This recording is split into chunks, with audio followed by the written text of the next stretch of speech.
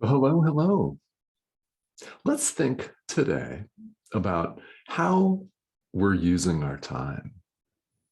How about that? Are we wasting it or are we putting it to good use? That's a question for you, right? Are you wasting your time in vain pursuits, as the Course puts it, vain imaginings? Oh, yeah. Or are you putting it to good, effective use? Well, and who decides what good effective use is? Yeah. And what the hell do we mean by that? Great questions, right? Okay. We're on lesson 233 here in the workbook for students. I give my life to God to guide today. I give my life to God to guide today. Who else? I mean, who else, right?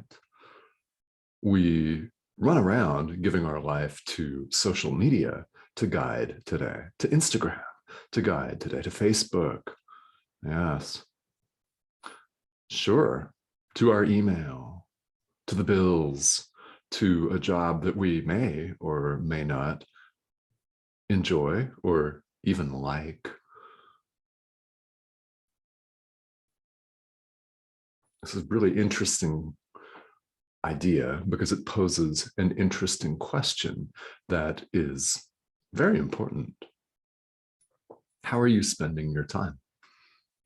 So we see in the Course, of course, in ultimate truth, there is no such thing as time, nor is there any such thing as space, nor bodies, nor gender, nor species, no concepts at all. Truth, love, God, spirit, source, name your term, who we really are is beyond all of that. And the purpose of time here in the world, because we've identified with the ego and therefore believe in concepts such as physical space and time and something called an hour or a minute, what exactly is that? It's kind of an interesting question. Irrelevant in a way, but worth laughing at, right? Who the hell made that up? Yeah. I mean, it just goes to show that everything here in the world is invented. We've invented it, we've made it up and agreed on what this term, this collection of sounds actually means and how it governs and runs our lives. I mean, how often do you really think about that? It's true, isn't it? And here we are in the world where we have given credence to a concept like time, concepts like space, like bodies, humanity, our own identity with a lowercase I, yeah, not to be confused with capital I identity. You know what I mean by that. Here in the world of time, the purpose of time is for us to wake up. So rather than engage ourselves in an imponderable, ongoing discussion about what exactly is time, I invite you to consider whether it's enough for you that the purpose of time is to wake up. That's why we're all having what appears to be a gradual awakening process. Now, you may have had some massive quantum leaps along the way. Entirely possible. Many of you have. Happens. But most of us are having a gradual process where we wake up in time. And the idea that time is not real is something that takes some attenuation, does it not? It takes some getting used to. So when we're saying here in lesson 233, I give my life to God to guide today,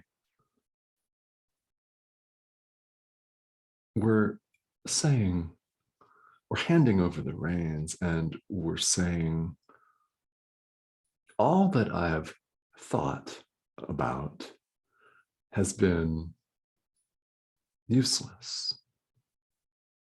Think about what your thoughts have been today, up until the point where you're watching this video, whether you're watching this at night, in the morning, whatever time you're tuning in here. Yeah, what have your thoughts been like?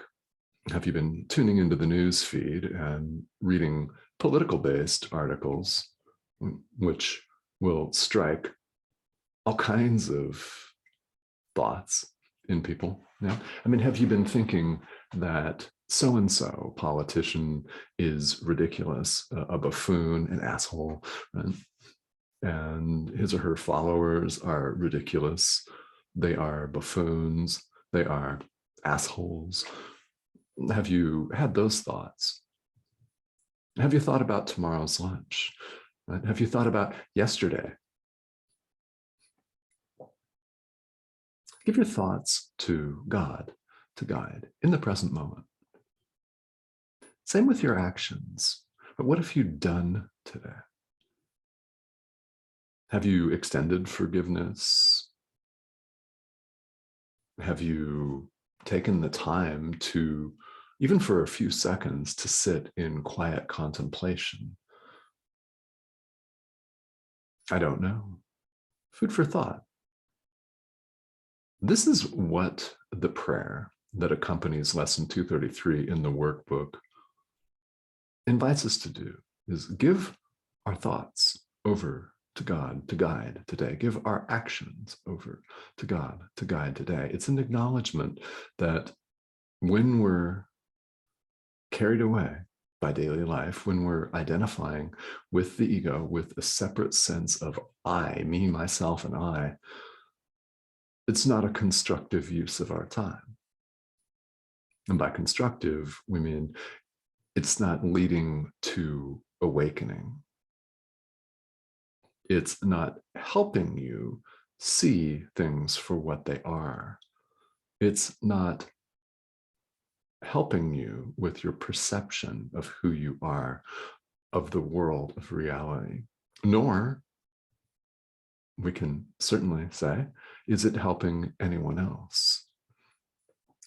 Because we discover in spiritual practice that the ultimate thing that we can do for everyone else is to practice ourselves, to forgive ourselves. When we forgive other people, we forgive ourselves. Remember, there is no separation of any kind. That's the kindest thing. It's the most impactful and indeed the most beautiful thing that we can do for all of humanity, indeed for everything that lives, human or non-human, for the world itself, everything, everything. That's why it is said in a number of world spiritual traditions. I first ran into this idea when studying Tibetan Buddhism, was that the highest offering that you can give the teacher, right? Give the world, give yourself, is your practice. That is higher than service. That is higher than money. Both of those, the service of a community, of an individual, of individuals, that's important. Financial donations, always important, always welcome, of course. But the highest form of offering that you can give is your practice. And it's not even close. When we forgive someone else, other people, the world, we're forgiving ourselves. By our forgiveness, everyone else recognizes themselves,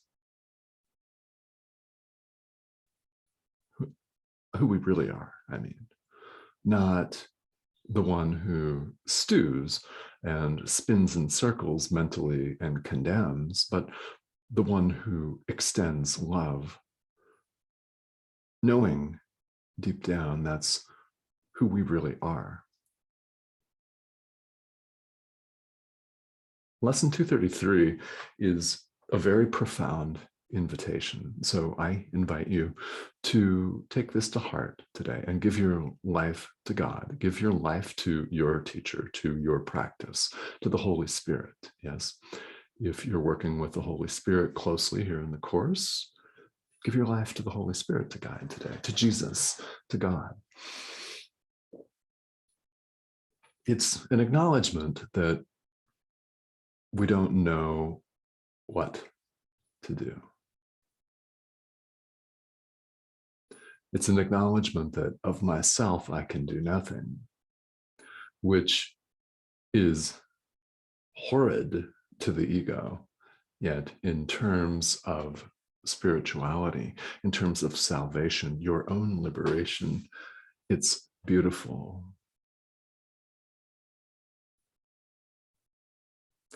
We're saying with today's idea here, I trust you.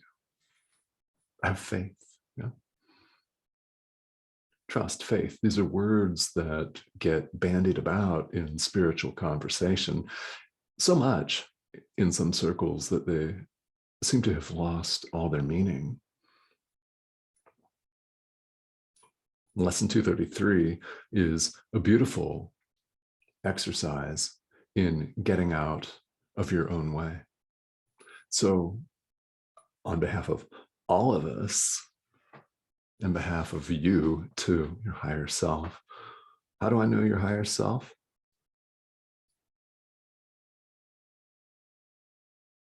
And you just answered that. So on behalf of all of us, I invite you to practice today's idea. And I know that you will be very, very happy that you did. All right. Thank you all so much for joining.